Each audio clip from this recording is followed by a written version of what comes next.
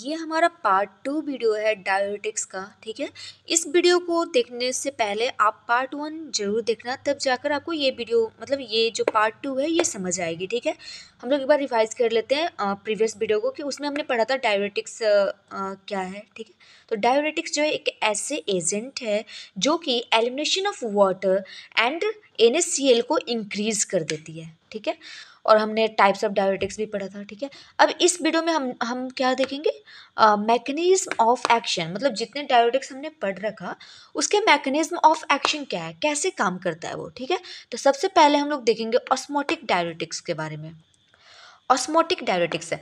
Osmotic diuretics में हमने पढ़ा था क्या क्या आ रहा था, मैनिटोल, आइसोसोर्बाइट एंड ग्लिसरॉल। ठीक है। ये सब ऑस्मोटिक डायरेटिक्स में आते हैं। ठीक है।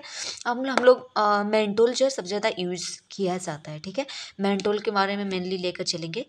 तो ये जो मैनिटोल है हम लोग कभी भी ओरली नहीं ले सकते हैं। अगर हमने मैनिटोल को ओरली माउथ के थ्रू ओरल रूट से लिया तो ये हमारे इंटेस्टाइन में जाएगा, और इंटेस्टाइन में जा कर के ये जैसा कि देखो मैनिटोल जो होता है ना, ये मैनिटोल जो है ये फार्माकोलॉजिकली इनर्ट सब्सटेंस है।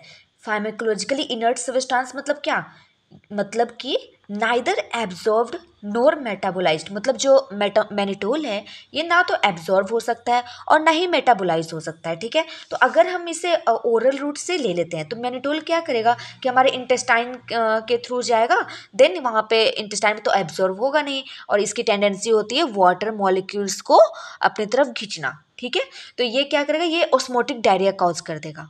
इसलिए हम लोग मैनिटोल को कभी भी ओरल रूट से नहीं लेते हैं। ठीक है। हम लोग इसे कैसे लेंगे, IV इंट्रावेनस रूट से ले सकते हैं। ठीक है। इंट्रावेनस रूट से लेंगे।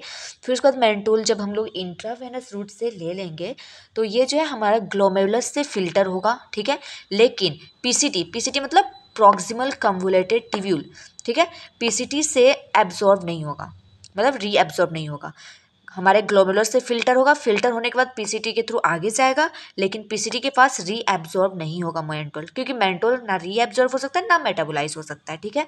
मैनिटोल का एक टेंडेंसी है कि वो जो है हमारे ट्यूब्यूल से वाटर रीएब्जॉर्प्शन को रिटार्ड करेगा, मतलब वाटर की रीएब्जॉर्प्शन नहीं होने देगा। कहाँ पे, PCT पे और लूप ऑफ हेनले पे। मतलब मैनिटोल जो है वाटर की रीएब्जॉर्प्शन नहीं होने देगा प्रॉक्सिमल कन्वोल्यूटेड ट्यूब्यूल से और लूप ऑफ हेनले से। ठीक है। जो मैनिटोल है वो वाटर की एलिमिनेशन को तो इंक्रीज करेगा और सोडियम को भी एलिमिनेट करेगा, लेकिन कम अमाउंट में। ठीक है। मेनली वाटर की एलिमिनेशन को ये इंक्रीज कर देता है। ठीक है। तो जो ये ऑस्मोटिक डायरेटिक्स है इसकी मेनली जो साइट ऑफ एक्शन है वो PCT है, proximal convoluted tubule and loop of Henle. क्योंकि PCT और प्रॉक्सिमल PCT और लूप ऑफ हेनले से वाटर की रीएब्जॉर्प्शन नहीं हो रही है, जिसकी वजह से वाटर ज़्यादा से ज़्यादा हमारे बॉडी से बाहर एलिमिनेट हो जाएगी। ठीक है। अब देखो जो ऑस्मोटिक डायरेटिक्स है जिसमें कि मैनिटोल, आइसोसोर्बाइट एंड ग्लिसरॉल आ रहे थे। ठीक है। तो इनकी यूज़ कहाँ कहाँ होती है। ठीक है। तो जो ऑस्मोटिक डायरेटिक्स है जैसा हमने पढ़ा कि ये वाटर को जो है ज़्यादा से ज़्यादा एक्सक्रीट आउट करता है। ठीक है। तो ये जो है फॉर्मेशन ऑफ यूरिन में हेल्प करती है, मतलब अगर किसी पेशेंट में यूरिन की फॉर्मेशन नहीं हो पा रही किसी वजह से तो यूरिन की फॉर्मेशन करने में हेल्प करेगी। ठीक है।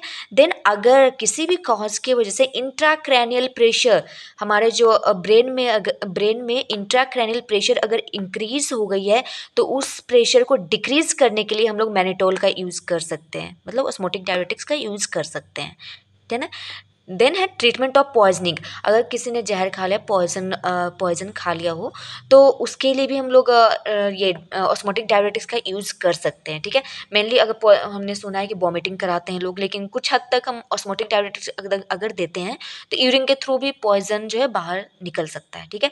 तो यूज़ जो है ये 3 है, formation of urine, to decrease intracranial pressure and treatment of poisoning. Okay. अच्छा, हमने अभी जो है ऑस्मोटिक डायरेटिक्स का क्या पढ़ा था, वो इंडिकेशन मतलब यूज़ कहाँ कहाँ कर सकते हैं। उसमें हमने देखा कि इंट्राक्रैनियल प्रेशर अगर इंक्रीज हो गया तो उसको डिक्रीज करने के लिए कर सकते हैं।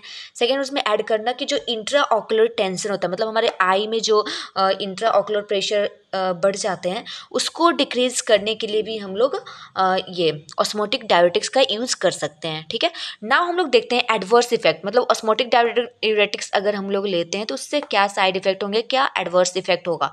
तो पहला क्या है, headache, then nausea, vomiting, dehydration, अगर ज़्यादा यूरिन एक्सक्रीट हो गया, ज़्यादा पानी अगर बाहर चला गया तो डिहाइड्रेशन, देन हाइपरकैलेमिया क्योंकि पोटेशियम जो है वो रीएब्जॉर्ब हो जा रही है, देन हाइपोनेट्रीमिया क्योंकि सोडियम की एक्सक्रीशन हो रही है तो हाइपोनेट्रीमिया हो सकती है। ठीक है, तो ये सारे साइड इफ़ेक्ट हैं।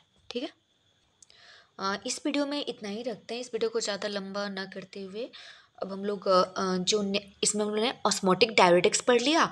अब नेक्स्ट वीडियो में हम लोग कार्बोनिक एनहाइड्रस इनहिबिटर या फिर और फर्दर जो क्लासिफिकेशंस हैं उनको हम लोग पढ़ेंगे। ठीक है, वीडियो ज़्यादा लंबा ना हो इसलिए यहीं पे इसे स्टॉप करते हैं। ठीक है, आई होप आपको मेरा पढ़ाया हुआ समझ में आ रहा होगा एंड थैंक यू। ओके।